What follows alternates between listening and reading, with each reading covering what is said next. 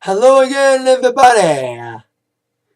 Zack Attack is here with my TNA Impact Wrestling review for tonight, Thursday, May the 16th, 2013. Of course, once again, from Tupelo, Mississippi. Well, tonight we had, of course, a couple matches made for Slammiversary, besides the TNA World Heavyweight Championship match, which we already knew about, and had some stipulations added during the contract signing / negotiations that ended back tonight. We're only 2 weeks away from the pay-per-view. We finally get matches added. Finally.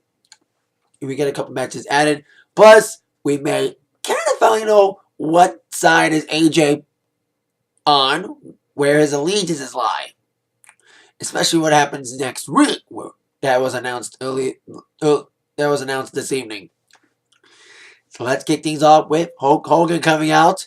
Wanted to call out Abyss. Now, Abyss basically saved TNA's tail last week by Abyss returning to help Kurt Angle and Stinger after AJ kind of gave away his true colors by not accepting Kurt and Sting's plea to team up with them for the 6-man tag last week. Of course, Hogan made a wild card call, and of course, Abyss was the one that beat up everybody. It basically got the win in that matchup. And Hogan's wanted to thank Abyss for the help, and they played Abyss's music twice, and Abyss didn't come out. Instead, we had Joseph Park come out. I thought Joseph Park's character was dead after Abyss came back, but apparently they're still milking the Joseph Park character. Once again, Joseph Park is Abyss. You saw that during the match that happened tonight that Hogan made during this segment. As he was talking to Joseph Park about thinking Abyss, Joseph Park wanted a piece of Ace and Ace as well. And Joseph Park felt so happy about his brother beating up on Ace and Ace, and that's when Ace and Ace did come out. Devon did, specifically, with D'Lo. And he claimed that the whole pin by Abyss wasn't really a pin because Abyss wasn't legally in the match. He wasn't tag team, blah, blah, blah. Devon making excuses. And he wants Abyss. He wants Abyss to get his butt whipped, his ass beat for interfering in the match last week in Devon's words. But that's when Joseph Park said he wanted a piece of Ace and Ace. Because Joseph Park's been brutalized and even prisoner, a hostage at one point from Ace and Ace. So Hogan made a match tonight between Joseph Park and Devon. Well, Devon didn't want to face Joseph Park just yet. He wanted to make Joseph Park earn that match. So he had to make Joseph Park wrestle D'Lo tonight, who's of course been on the bottom of the barrel and trying to regain back the cut he was removed of last week after quitting on Ace and Ace in the Icon match against Kurt Angle 2 weeks ago. So there you go. D'Lo Brown once again back his cut, and I made it that this evening as he would take on Joseph Park. Now, on our first matchup of the evening, which involved Chavo Guerrero taking on one member of the Team Aries Wood team, Bobby Roode. Now, in punishment for what happened last week with the bad influence in Aries Wood match, ending with, of course, Storm screwing both teams, each team would pick a member to take on one specific member of the Tag Team Champions. And like I said, Wood will wrestle Chavo, while Daniels of Team Bad Influence would take on Hernandez later on in the evening. And of course, one man would make a statement during both matches. James Storm, the referee who I mentioned, the guest referee who screwed both Team Bad Influence and Wounded Aries last week before getting attacked by both teams backstage after the match last week.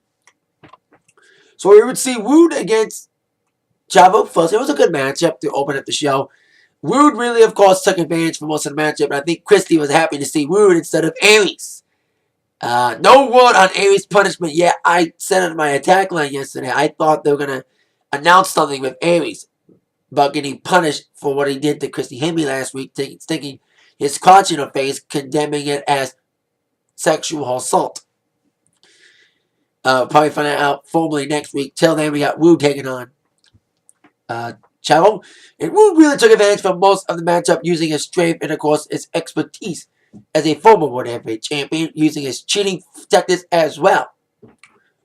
But indeed, despite Wood taking advantage of it early on, Chavo indeed came fighting back with his own moves, countering some big moves from Wood, and of course, almost got the win at one point as he nailed the Three Amigos to Mr. Wood. And after those Three Amigos, Chavo was ready for that frog splash, but Wood got back up to tangle Chavo on the ropes. And as Wood was ready to regain the advantage after Chavo got blocked out of the attempt of the frog splash by Wood, here comes the aforementioned James Storm. Spinning beer in the face of Bobby Roode, causing a disqualification. Roode won by DQ since Storm basically interfered on behalf of Chavo, spinning in the face of Mr. Roode. So Storm said keep on watching Impact tonight to see what he will do to Kaz and Daniels doing their match, to see what happened there. So there you go with that situation. We'll see what Storm does during the Daniels-Hernandez match. And after spinning in Woode's face, Storm just did nothing and attacked Wood even further. We'll see what happens during the Daniels-Hernandez match, which could indeed have a match or two involved announced for Slammiversary. Speaking of Slammiversary, you probably saw the title of this video that matches were made for Slammiversary, and I mentioned at the beginning, matches were made for Slammiversary. One match made by Hulk Hogan, especially after what happened last week with Kurt Angle getting into a brawl against AJ Styles, after AJ Styles decided to team up with Angle and Sting last week. AJ and Angle match made official for Slammiversary by Hogan tonight. But Angle didn't want to wait till Slammiversary. Angle came out for our next segment, calling out AJ Styles, wanting indeed to get a piece of AJ before the pay-per-view. But then instead of AJ, he gets Mr. Anderson instead.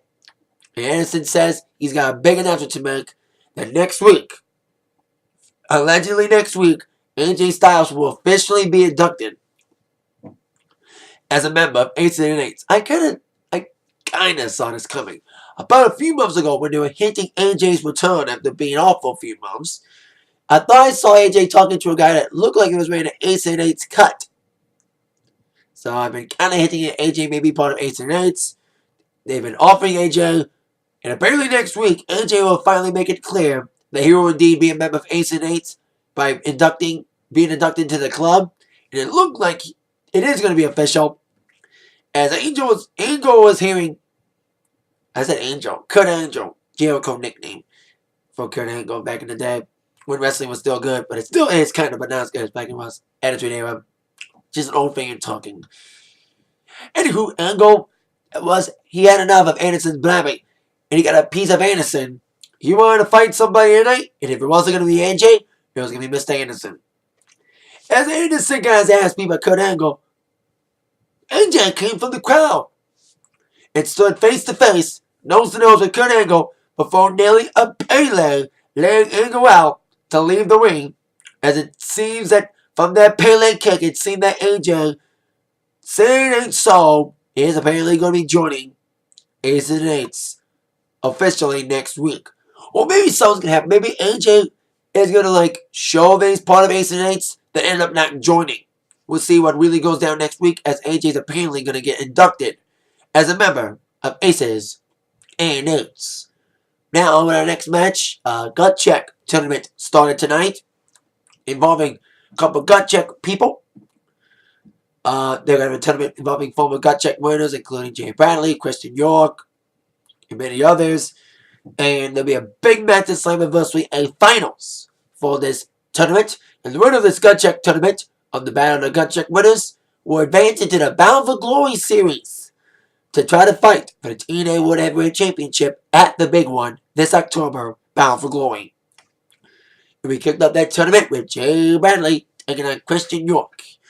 Now, Christian York, I really think York's got potential to be a good wrestler. He really showed great potential out there. He really dominated the most of the matchup, and it looked like at one point Christian York was going to be the one to advance in the tournament, as Jay Bradley did little or no offense, and Jay Bradley did try his best against York, but indeed York's strength and power, and of course his legitimacy as a 12-year veteran, he indeed looked like he was going to get the victory. As like I said, York had the advantage and got some decent spots in.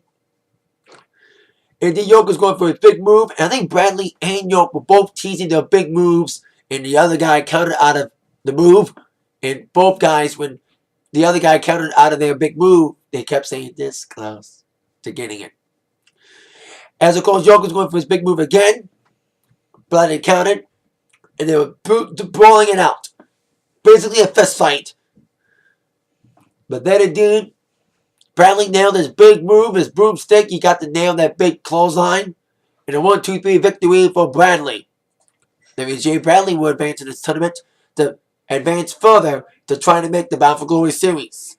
Like I said, I thought,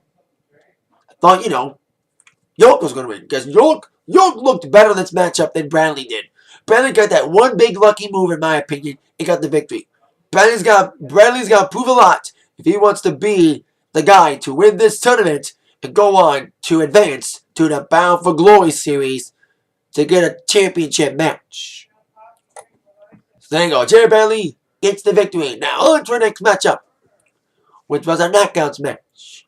Gail Kim, who has indeed been on a rampage lately, injuring people left and right using the big figure four leg lock on the rope on the chunk buckle, was ready to take on the knockout champion herself in a knockout non-title match, Velvet Sky. But before that match, we found out that Velvet Sky is set to defend the TNA Knockouts Championship next week in Tampa against Mickie James in a rematch.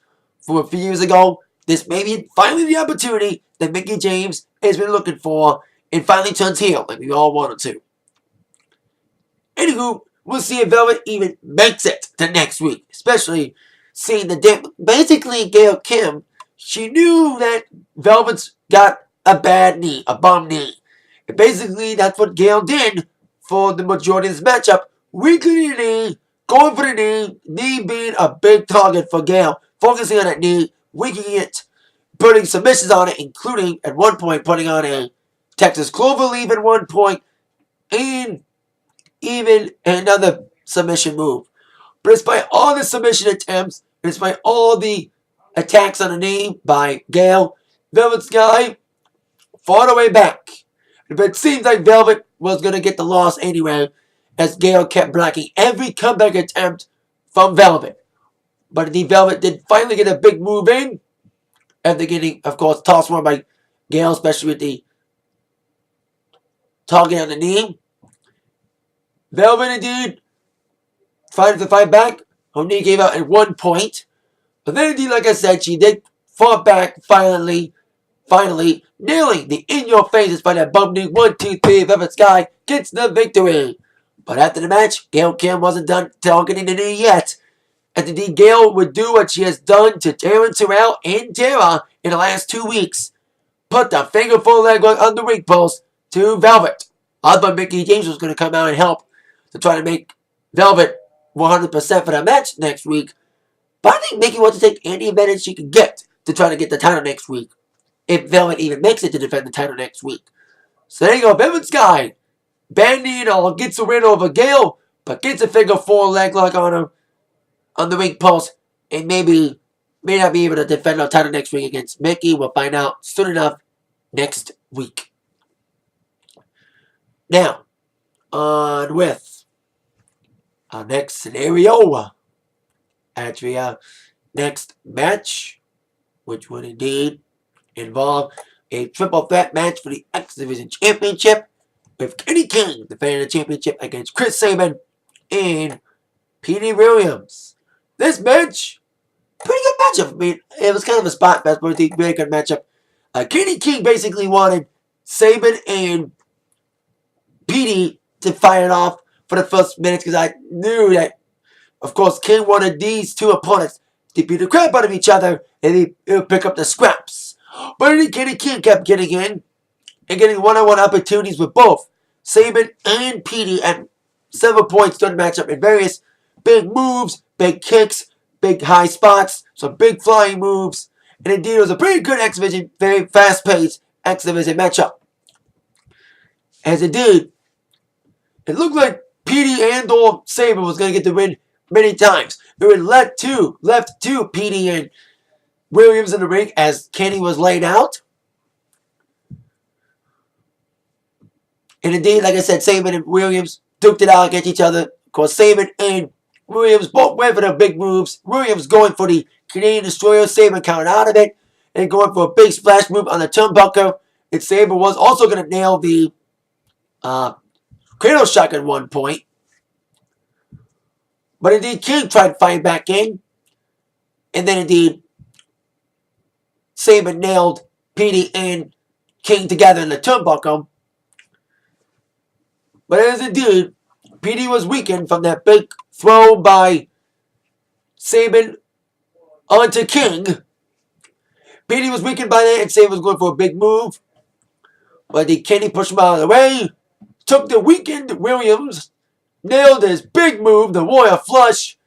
And basically stole the win, kind of picked up the pieces of PD Williams, already weakened by a beatdown by Sabre. 1, 2, 3. Kenny King returns the X Division Championship. That means Kenny King not only retains the title, but PD Williams goes down the barrel when it comes to getting another shot.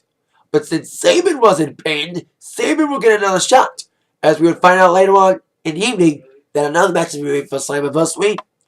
An X Division Championship match, a triple threat Ultimate X match. It'll be Kenny King defending against Chris Sabin, and also the returning Suicide. Who's going to play him? Still unknown on who's going to wear the costume of Suicide, who will make his return next week. So there you go. Triple threat match made for the Slammiversary pay-per-view with an Ultimate X involving Sabin, King, and Suicide. And PD's got to fight back to get another shot at the X Division Championship. Now, speaking of matches made for Slammiversary, we would get another match made for Slammiversary in the aftermath of this next match. Like I mentioned earlier in the evening, Wood would take on Chavo, end up with a DQ from Storm, spinning in the face of Wood.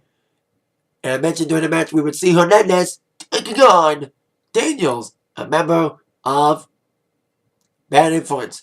And Hernandez, of course, threw his weight around big time, delivering some nasty kicks, and including a big super splash running from the back of the ramp into Daniels. But indeed, when Daniels is around, you know what that means.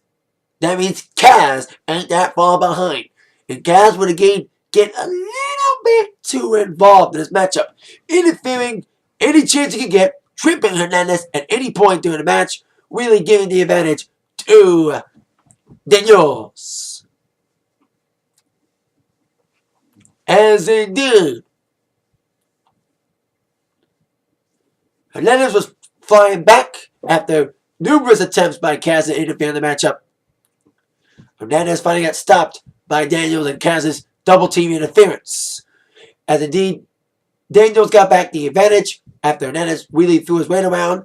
But as Daniels was ready to indeed get a big matchup win, get a big victory over one of the tag team championships, maybe get a possible shot with this win.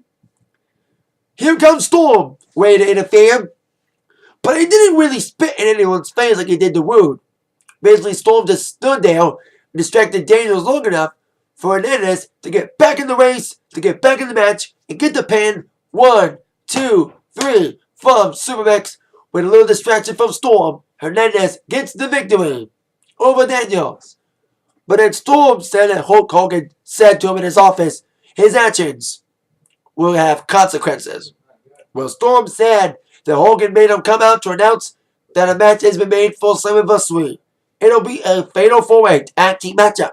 It'll be Kaz and Daniels going up against Wood and Aries, going up against Chavo and Hernandez, and Storm and a mystery partner. Now, once again, I mentioned about the same three teams feuding for the titles. But I'm glad that Storm's going to get his nose and put his hat into the ring, should I say, and get himself involved. Who knows? Maybe Wildcat Chris Harris is coming back. AEW reunion. Like I said, the last couple weeks on my Impact reviews, I've been saying that TNA needs to step up their game and try to hype up the tag team division. And now that Storm's coming back as a tag team wrestler, apparently getting involved in a tag team match last week by screwing both Kaz and Daniels and Ruin Aries out of a possible number one contendership. And now Storm's getting a tag team partner together. He says part of his choosing. He didn't say yet, but I'm hoping and guessing that it will be Wildcat Chris Harris for an AEW reunion to hype up the tag team division, like I keep mentioning for the last couple weeks. So there you go. Another match made for Slammiversary, a fatal 4-way tag team match, along with an alternate X match made with Sabin, PD is out, but Kenny King and Suicide and Kurt Angle and AJ Styles. Now on to our next matchup, a main event, which was indeed Joseph Park taking on D'Lo. And D'Lo Brown had a lot to prove, especially since he won his cut back big time in Ace and Eight, and it looked like D'Lo was going to get the win at one point, as indeed D'Lo took advantage for the early point of the matchup, beating the hell out of Joseph Park all over the ring, outside the ring, and indeed inside the ring, and making Mr. Park bleed at one point. Finally, blood in wrestling. I haven't seen blood lately. Awesome. But indeed, after bloodying up Park after punching his head with a flurry of punches, of course, Park hulked up a little bit. What happens when Joseph Park tastes his own blood and sees blood going down his face? He kind of powers up, and indeed that's when the beast, or I should say, the monster, since, of course, Joseph Park's Abyss is Joseph Park, and you saw that as indeed Park came back alive and took advantage for the later half of the matchup. He really beat the crap out of D'Lo, nailing him around before indeed nailing the Black Hole Slam, proving to everybody that he is the best. 1, 2, 3, Joseph Park gets the victory over D'Lo. Not only does D'Lo does not, once again, get his cut back, that means with his win tonight, Joseph Park does get a match eventually against Devon, possibly for the television championship. I'm guessing that match is going to be at Slammiversary. Speaking of Slammiversary, with our next segment, our last segment, a contract signing / negotiation between Sting and Bully Ray. Jeremy Borash was about to officiate this signing / negotiation till Bully Ray took out Mr. Borash. And I knew there was going to be some sort of stipulation. I thought the stipulation was going to be, if Sting wins, Brooke Hogan and Bully Ray must divorce. I thought that was going to be a stipulation for this matchup. And maybe later on, maybe added later on, especially after seeing Brooke and Bully Ray backstage during the show, and Bully Ray saying, I'm not going to divorce you. So that made me think that maybe they're going to put up Brooke and Bully Ray divorcing if Sting wins on the line. But instead we get some other stipulations involved. As Sting would come out, and Bully Ray said, Sting, I know you want your little demands, but you ain't going to get these demands that you want. And Sting's like, well, I didn't really come with any demands. Which kind of surprised me. I thought I was going to say something about Brooke, like I mentioned. But he said, since you kind of goaded me into it, I do have a stipulation for you. A demand, should I say. No holds barred. No holds barred match. Because I want you to make me bleed. I want you to injure me. Because if you ain't going to do it to me, I'm going to do it to you. I want to beat your ass all over Boston, Massachusetts on June 2nd. And I want this match to be a no holds barred match, which makes it pretty clear. But basically, Sting's kind of goading himself to possibly getting screwed by Ace and Eights interfering, unless Jeff Hardy makes a comeback that night and helps Sting. Especially when Bully Ray threw his stipulation out when Hulk Hogan came out to kind of officiate it since Borash was out. Sting, you want your little stipulation? No holds barred, you got it. On one condition. If you lose, you will never fight again for the world title. It's not really saying Sting must retire. He basically said, Bully Ray's basically saying that Sting must he'll never be able. It's like one of those, as long as I'm champion, you'll never fight me for a title shot again. As long as I'm champion kind of stipulation matches. Like, this is like Sting's last chance to go for the title with Bully Ray's champion. Because if Sting doesn't, he won't be able to fight the champion as long as it's Bully Ray. Basically, if Sting loses. And despite Hogan pleading Sting not to take this stipulation, not being goaded into putting that stipulation up to get a Bully Ray, Sting did accept. And Sting and Bully Ray had a big brawl to end Impact. So like I said, that's how we end Impact with Bully Ray and Sting beating the crap out of each other to end Impact with the stipulations made for the match at Slammiversary. So we had Sting and Bully Ray in a no-holds-barred match for the TNA World Championship with Sting no longer being a number one contender for the championship as long as Bully Ray's champion if he loses. Fatal 4-way for the tag team championships with Storm and the mystery partner. Hopefully maybe Chris Harris coming back to TNA. Taking on Kaz Daniels, Chavagu and Hernandez. And Wooden Aries for the tag team titles. And AJ and Kurt Angle made tonight. Ultra X made tonight with Kenny King, Sabin, and Suicide. Next week we'll see the return of Suicide. Also, AJ's possible induction into Ace and Eights in a gut check tournament to see who advance to the Bound for Glory series continues. Jay Brownlee's advancing to the next round of this tournament. Who will face him in that tournament final? Possibly at Slammiversary as well. We'll all find out next week from Tampa. That is it for my Impact review. Thank you all very much for watching. With that in mind, you've all been attacked by the review from Zach. See you all later, everybody. Have a great night and have a great weekend. Yeah.